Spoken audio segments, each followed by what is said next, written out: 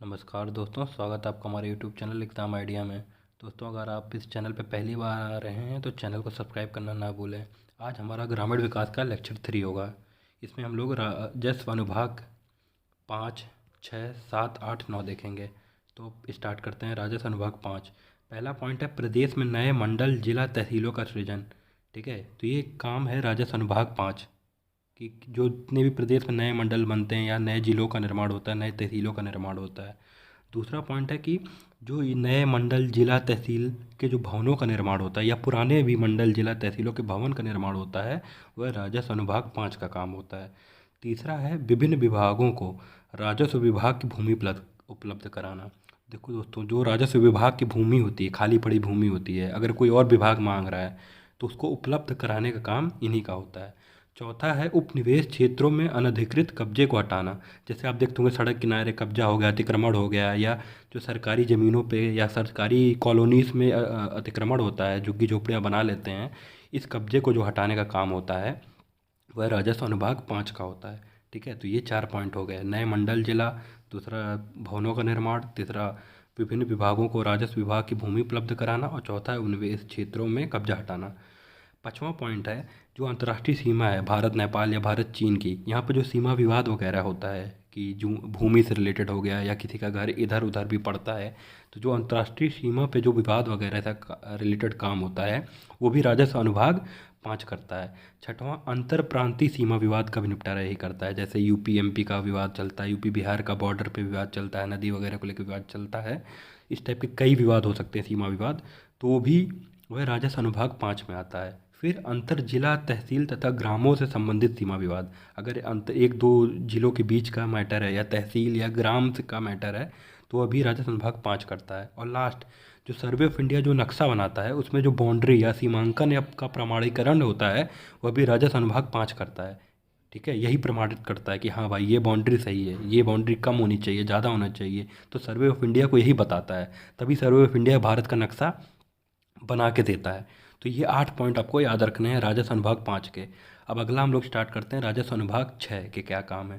पहला है कि जो राजस्व परिषद के पद होते हैं उनका सृजन किया जाता है। जैसे कोई ज़रूरत पड़ा है कमिश्नर का, लेखपाल का, जो पद जितने आते हैं, वैकेंसीज आती हैं, जो इस सृजन करते हैं, इसका क्रिएशन होता है, वह राजस्व अनुभाग 6 करता है।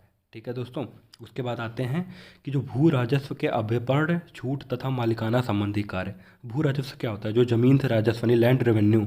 तो मान लीजिए किसी को छूट देना है या किसी का माफ़ करना है, ठीक है, या लैंड रेवेन्यू संबंधित जो मालिकाना ओनरशिप का मामला है वह सब राजस्व विभाग 6 देखता है। तीसरा है नजूल भूमि। नजूल भूमि वो होती है, मान लीजिए कोई विद्रोही है, सरकार के खिलाफ विद्रोह करता है, तो उसकी ज़मीन जो कब्जे में ले ली जाती है उसको नजूल भूमि कहते हैं। तो इसका काम भी राजस्व अनुभाग 6 करता है। नजूल भूमि याद रखिएगा।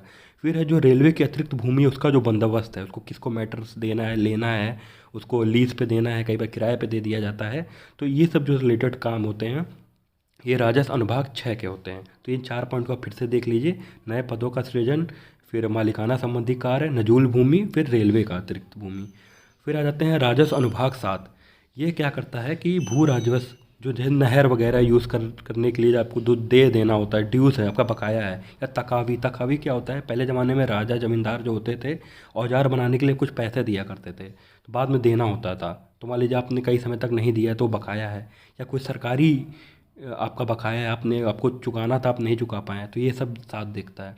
फिर क्या है? वही पॉइंट है कि भू राजस्व या भू राजस्व की बकाया वाली जो वसूली का है, मान ली वसूली करने के लिए किसी की ज़मीन बेचनी पड़े या किसी का अचल संपत्ति, ठीक है, तो वो सब जो संपत्ति बेच के वो अपना बकाया सरकार जब वसूल करती है तो वो सब भी राजस्व अनुभाग 7 देखता है।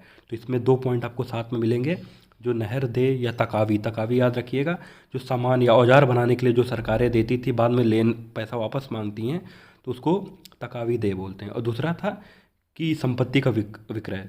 फिर आता है राजस्व अनुभाग 8। इसका मेन काम होता है, इस अनुभाग में चकबंदी से संबंधित कार्य किए जाते हैं। चकबंदी क्या होता है? जैसे हमारे गांव किसानों में आप जानते होंगे, गाँव में छोटी छोटी सबकी ज़मीनें होती हैं, तो ज़मीनों को इकट्ठा करके एक बड़ी ज़मीन करना, ठीक है, छोटे छोटे जो टुकड़ों में ज़मीन इधर उधर होती है उसको एकत्रित करना, ठीक है, क्योंकि बड़ी ज़मीन रहेगी तो तभी बड़ा इन्वेस्टमेंट आएगा। तो ये सब 8 करता है। 9वां है राजस्व अनुभाग 9। इसका क्या कार्य है ये भी हम देख लेते हैं। पहला है कि जिसमें तहसीलदार, नायब तहसीलदार, कानूनगो, राजस्व निरीक्षक, लेखपाल के जो कार्य या उनकी जो सेवा नियमावली है या उसमें कुछ संशोधन करना है, ठीक है, तो ये काम राजस्व अनुभाग 9 का होता है।